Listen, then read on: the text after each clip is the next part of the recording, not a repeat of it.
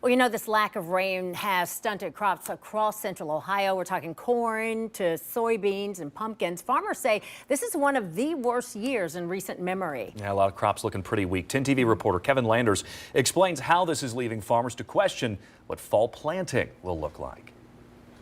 In a normal growing season, these soybeans would be about waist high. As you can see, it's nowhere near that. Central Ohio's drought is impacting nearly everything that's coming out of the ground. The lack of rain at Brad Wolford's farm left the corn brittle and small.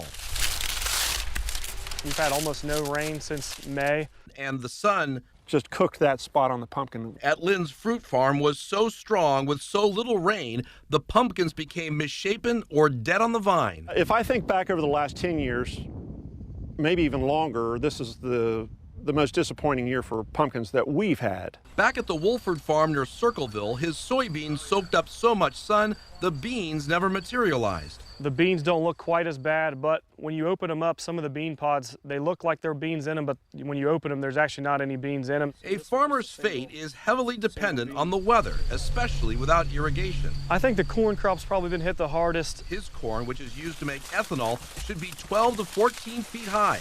Lack of rain left them 6 feet tall with fewer ears of corn. It's put our crop at about half of last year. Fields are so dry, So there's an example of one that's going to make it. It's going to be a nice pumpkin at harvest time. nearly 24 counties now qualify for natural disaster insurance. The last time he had a crop insurance claim was in 1993, which I was only 3 years old then. At Lynd Fruit Farm in Pataskala, Andy Lynn estimates rainfall is 6 inches below normal. bad for his pumpkins, but The apple crop looks wonderful. he says the heat makes apples sweeter, perhaps the only bright spot in a field of thirsty plants. Even with rain scheduled this weekend, it's not enough to save these crops. Farmers are now looking forward to October when they plant wheat and are crossing their fingers for rain.